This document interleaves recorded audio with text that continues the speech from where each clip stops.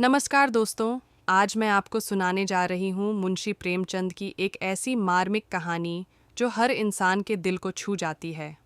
बूढ़ी काकी। बूढ़ी काकी एक ऐसी बुजुर्ग महिला जो अब लाचार हो चुकी हैं। आंखों से कम दिखता है, चलना मुश्किल हो गया है और बोलने की ताकत भी धीरे धीरे कम होती जा रही है। उनका सहारा है उनका भतीजा बुद्धिराम। उन्होंने ही तो बचपन से पाला, पर अब वही उन्हें बोझ समझने लगा है।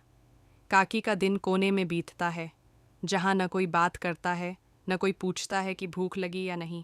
और भूख भूख तो जैसे अब भी जिंदा है।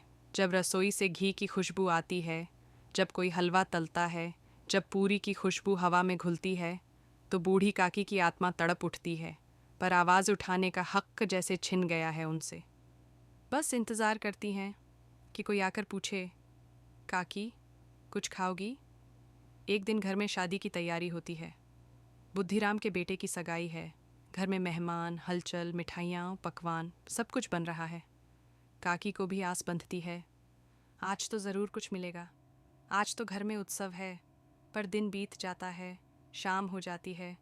सारे मेहमान खाते हैं, बच्चे मिठाइयाँ खाते हैं, और काकी काकी वहीं कोने में बैठी रह जाती हैं, भूखी, अकेली। आधी रात को जब सब सो जाते हैं, तब काकी चुपचाप उठती हैं, कांपते हाथ, लड़खड़ाते कदम, और पहुंच जाती हैं रसोई में। बची खुची पूरियां एक थाली में रखती हैं और जैसे ही पहला निवाला लेने लगती है, रूपा, बुद्धिराम की बहू, आ जाती है। गुस्से में भरकर वो काकी का हाथ झटक देती है। अब चोरी भी करोगी? दिन भर खाती हो, अब आधी रात को घुस आई रसोई में? काकी डर जाती है, थाली छूट जाती है, पूरी ज़मीन पर गिरती है। वो धीरे से सरकती हैं और फिर अपने कोने में जाकर बैठ जाती हैं, आंखों में आंसू पर आवाज़ नहीं। पर तभी एक मासूम दिल ये सब देख रहा होता है। लाडली रूपा की छोटी बहन। वो चुपचाप रसोई से थाली में गरम पूरियाँ, हलवा और सब्ज़ी रखती है और धीरे से काकी के पास ले जाती है। काकी कुछ नहीं कहती, सिर्फ उनकी आंखों से आंसू बहते हैं। पर इस बार वो आंसू दुख के नहीं, प्यार और सुकून के होते हैं। सालों बाद किसी ने उन्हें इंसान समझा था। कोई तो था जिसने बिना कुछ कहे दिल से उनकी भूख समझी थी। कहानी ख़त्म नहीं होती, वो तो बस एक आईना है हमारी ज़िंदगी का। कहीं हमारे घरों में भी कोई बूढ़ी काकी अकेले तो नहीं बैठी? क्या हम उन्हें नज़रअंदाज कर रहे हैं?